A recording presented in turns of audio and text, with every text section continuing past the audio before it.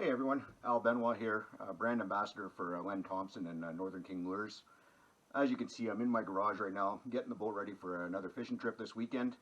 And being National Boater Safety Week, I thought it'd be a good time to touch on a few things with regards to boater safety while I'm out here. Like I said, I'm getting ready to go out for this weekend of fishing, so this perfect opportunity for me to go through my safety gear, make sure everything is top notch and ready to go. I mean, a lot of these things that people, they're in the bottom of the boat and people kind of forget about them over time. These objects are there to help you save you or someone else's life in case of emergency. So I got a few things out here beside me that I'm going to go through very briefly or whatever. I think one of the most life-saving devices that a lot of people don't think about and kind of forget about as they're in the boat is fire extinguisher. Boats with onboard fuel tanks, this is required. And you know what? It's simple. Check them out to make sure. Like this one's got the green tab up on it still, so it's still good. They do have an expiry date. Always good to check them out periodically to make sure they're still good to go. Some of them do have gauges on them as well. They'll show if they're good or if they need to be recharged. Simple device. If you have a fire on board, this could save your life and put that fire out very quickly.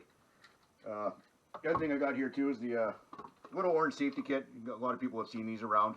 This comes with a few items in there. You got your whistle, flashlight, said whistle, and a throwing line.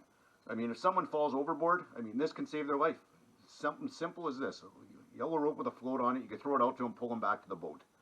Again, especially if you're in cold water, early season, late season. I mean, seconds matter with hypothermia sitting in. You want to make sure you have these items. And you want to make sure your flashlight is working. As you can see, this one is. I always have multiple flashlights in the boat. One other thing is life jackets. Make sure you have enough life jackets in your boat for the amount of occupants. I know sometimes they are bulky and whatnot. These are here is one of my tournament series ones. This is the one I wear when I'm traveling across the lake or when I'm in tournaments. It's mandatory. We have to wear them. Make it a habit. Wear your life jacket. Way too many times we're seeing deaths on the water, people being recovered, and the first thing you're seeing is they don't have a life jacket on. Wear your life jacket. Okay. One thing I want to touch on is you see a lot of these out there now too with regards to the inflatables, suspenders or the belts. Excellent choice. I wear this all the time when I'm fishing, especially by myself. If I'm up on the deck bass fishing or walleye fishing, this is on me. If I fall overboard by myself, it's a quick, this one's a manual. It's got a quick little pull tab, inflates it, and it can get me back into my boat and save my life.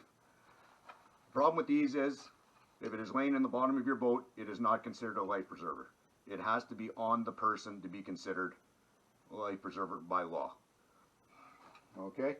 A couple other things I do in my boat. First, actually, I'll touch on the life jackets again. One other thing you'll see here, a lot of people don't wear these. This thing here will save your life. This here is your cutoff cord to kill the engine. I've seen it times where people have been thrown overboard. They do not have that kill switch hooked up, and now their boat is circling around on them with no one at the helm. You know, this could possibly run you over, kill you, or whatever. Wear your kill switch.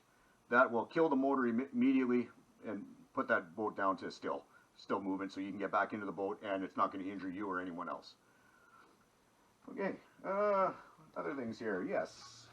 So, what happens when you do end up in the water? I know it happens or whatever, especially early season, late season. It's not very comfortable. You're going to get out, you're going to be soaking wet. So, things I've done over the years is I always make sure I got an extra set of clothing in my boat, either for myself or if somebody else falls overboard. So, I always make sure I got an extra jacket, wool socks. Even with wool, if it does get wet, it still has the warmth properties. It's going to keep your feet warm. Excellent way to go. You said it. Pair of track pants, extra sweatshirt. I got my rain gear in here as well.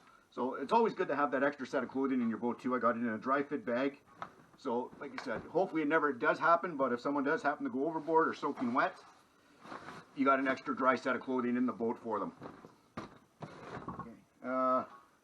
Another one here, paddle, which is required by law to have in your boat too. This one's a collapsible, so this way it fits into my rod locker, but it could still extend out the full length. And one other important thing I have on my boat is a boarding ladder. emergency boarding ladder. As you can see here, I got it standing up right now. If you happen to fall in the water and you're by yourself, it's this being a deep hull boat, it is going to be quite difficult to get into. This ladder just simply swings down. You can pull that down, boom, you can crawl up, you're up into the, back up into the boat. Now this one here, it is an 18-foot Lund. Some boats, smaller boats, yeah, you don't have that option with having a ladder in, but you look at certain stores, they do have portable ladders that you can hang over the gunnel, etc. Or simply a rope off the side of your boat tied between the cleats will give you a bit of leverage where you can get your foot on and get yourself up into the boat. So anyways, that's a couple of tips for me for Safe Boater Week. Hopefully we'll see you out on the water, and be safe out there. Enjoy.